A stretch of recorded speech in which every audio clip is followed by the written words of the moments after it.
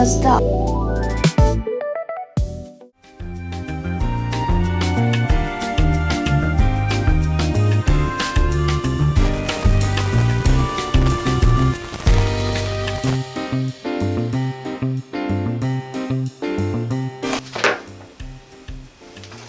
I went up to New York with Tom on the train one afternoon, and the supercilious assumption was that on Sunday afternoon I had nothing better to do.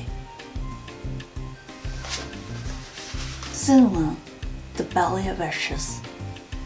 About halfway between West Egg and New York, the Murray Road hastily joins the railroad and runs beside it for a quarter of a mile, so as to shrink away from a certain desolate area of land.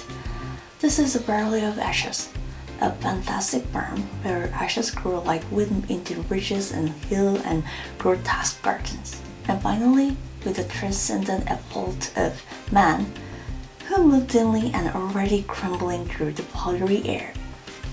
But above the grey land and the spams of bleak dust which dripped endlessly over it, you perceive, after a moment, the eyes of Dr. T.J. Ecclesburg. The eyes of Dr. T.J. Ecclesburg are blue and gigantic. They look out of no face, but instead from a pair of enormous yellow spectacles which pass over a non-existent nose. Then, train slows. There is always a hurt there of it. At least a minute, and it was because of this that I first met Tom Buchanan's mistress. Tom grabs Nick's elbow. "You're getting up," he insisted. "I want you to meet my girl."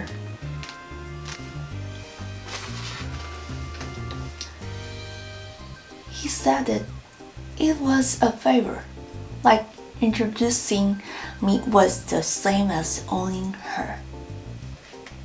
Scene 2. Walking under the ice. I followed him over a low, whitewashed railroad fence, and we walked back 100 yards along the road under Dr. Ecclesburg's persistent stare. Scene 3. George Wilson's garage. This is not New York. This is where the city dumps what it doesn't want to look at, and where people live anyway. The only building inside was a small block of yellow brick sitting on the edge of the wasteland.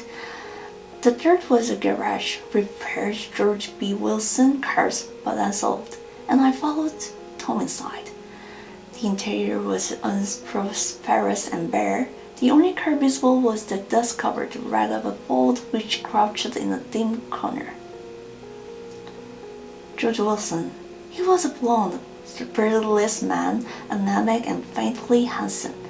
When he saw us, a dim gleam of hope sprang into his light blue eyes. "Hello, Wilson, old man," said Tom. "How's business?" "I can't complain." "When are you going to sell me that car?" "Next week. I've got my man working on it now." "Works pretty slow, don't he?" "No, he doesn't. And if you feel that way about it, maybe I'd better sell it somewhere else after all." I don't mean that," explained Wilson quickly. "I just meant..."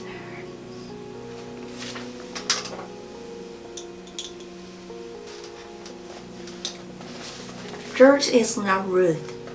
He's hungry and hopeful and trapped. That hope is the cruelest things in the room. Motels appear. Then I heard footsteps on the stairs, and in the moment, the thickish figure of a woman blocked out the light from the office door. She was in the mid-30s and faintly sweat, but she carried her flesh as sensuously as some women can. Her face contained no facet of gleam of beauty, but there was an immediately perceptible vitality about her, as if the nerves of her body were continually smarting. She smiled slowly and working through. "You were a ghost," shook hands with Tom, looking him flush in the eye. Get some chairs. Why don't you? So somebody can sit down. Wilson hurriedly and went toward the little office, mingling immediately with the cement color of the walls. A white ashen dust veiled his dark suit and his pale hair as it veiled everything in the vicinity, except his wife, who moved close to Tom. I want you to see you, said Tom intently. Get on the next train. All right. I will meet you by the newsstand on the lower level. It was a few days before the 4th of July and a gray-skinned Italian child was setting torpedoes in a row along the railroad track. Scene 5. Terrible place. This is the mechanism. George survives on hope, Murray survives on hunger, and Tom feeds her just enough to keep her all beating.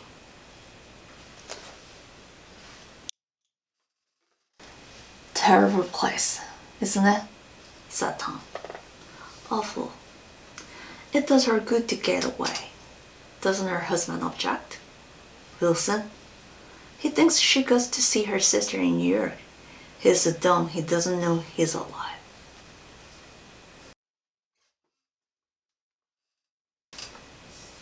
That is Tom's kind of love. The kind that needs someone beneath him to prove it is just.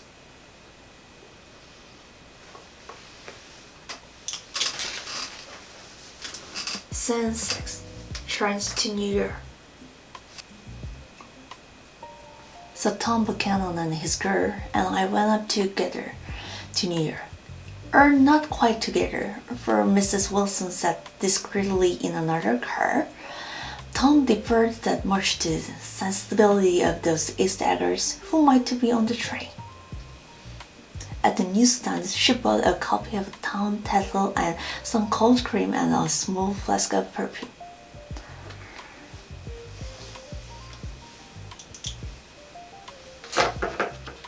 These aren't purchased. They are props. She's dressing a version of herself that might survive in Tom's world.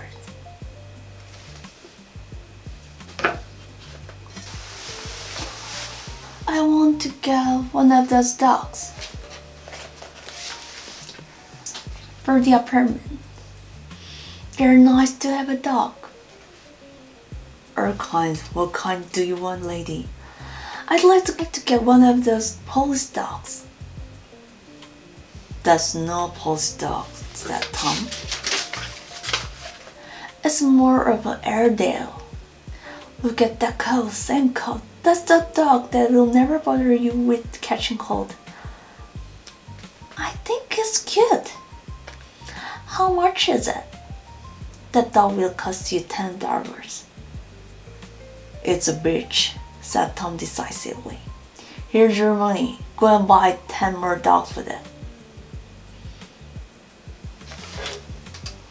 He buys her things the way he drew fruit to an animal, not to honor it, but to keep it close. Scene 8. The apartment. At 158th Street, the cab stopped at one slice in a long white cake of apartment houses. Turning a regular homecoming glance around the neighborhood, Mrs. Wilson went oddly in. I'm going to have the markets come up. And of course, I got to call on my sister too. The living room was crowded to the doors with a set of tapestried furniture entirely too large for it. Ladies swinging in the gardens of Versailles. Tom brought out a bottle of whiskey from a locked bureau door. I haven't drunk just twice in my life, and the second time was that afternoon. Scene 9. The guests arrived. The sister, Catherine, was a slender, lovely girl of powdered milky white. Innumerable pottery voice-like jingled. Mr. Mackey was a pale, feminine man, was a photographer. His wife was Cyril, rugged, handsome, and horrible. She told me with pride that her husband had photographed her 127 times since they had been married. The room begins to press inward, noisily praises meaning. They are not friends. They are witnesses feeding on each other.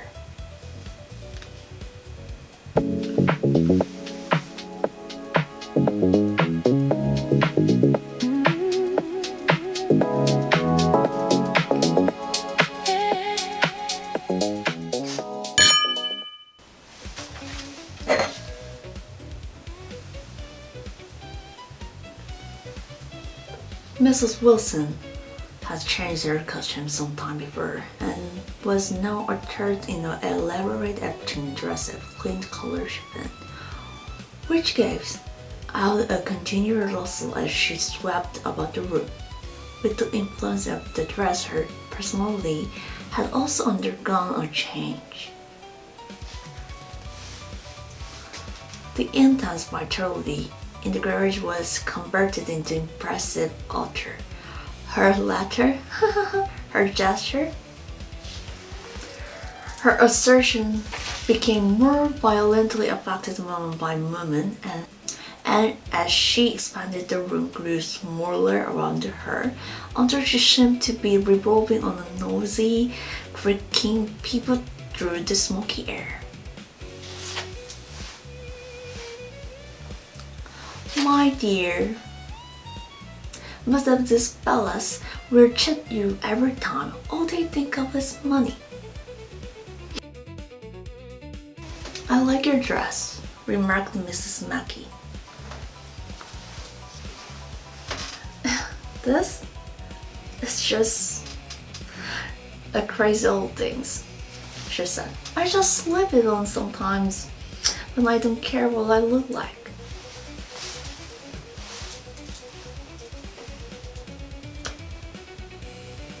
In the garage, Myrtle was alive. In this dress, she's pretending to be important, and pretending is intoxicating.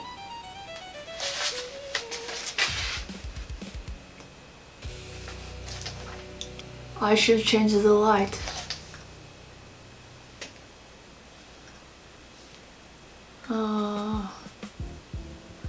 I'd like to bring up the modeling of the picture, Mr. Mackey said. I wouldn't think of changing the light, cried Mrs. Mackey. Tom Buchanan yawned audibly and got to his bed. His bird eyed her for promise. You Mackeys have something to drink, he said. I told the boy about the eyes. These people, you have to keep after them all the time. I won't live like that. Over a garage, breathing dust, watching my life shrink into someone else's routine. Not after I've seen what those looks like when it opens.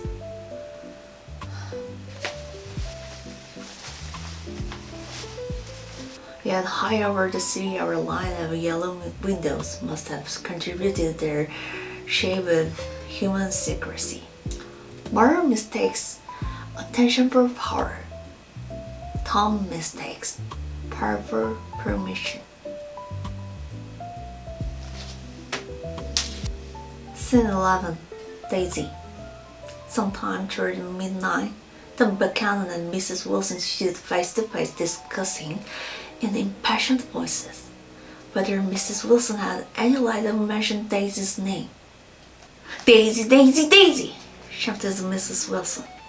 I will say it whenever I want to. Daisy, Daisy. Scene 12. The violence. Making a short dip movement, Tom Buchanan broke her nose with his open hand. Then there were bloody towers upon the bathroom floor, and woman's voice skirting and high over the confusion, a long broken wail of pain. He didn't hit her because she shouted. He hit her because she named the boundary. And for him, boundaries are ownership. Scene 13. Exit the haze. Mr. Mackey awoke from his doze and started in a daze toward the door. Then Mr. Mackey turned and continued on out the door. Tucking my head from the chandelier, I followed. "Come to lunch someday," he suggested. "Where?" "Anywhere." "Keep your hands off the lever," snapped at the elevator boy. "I beg your pardon," said Mr. Mackey with dignity. "I didn't know I was touching it." Epilogue. Station morning. Then I was lying half asleep in the cold lower level of Pennsylvania Station, staring at the morning Tribune and waiting for the full o'clock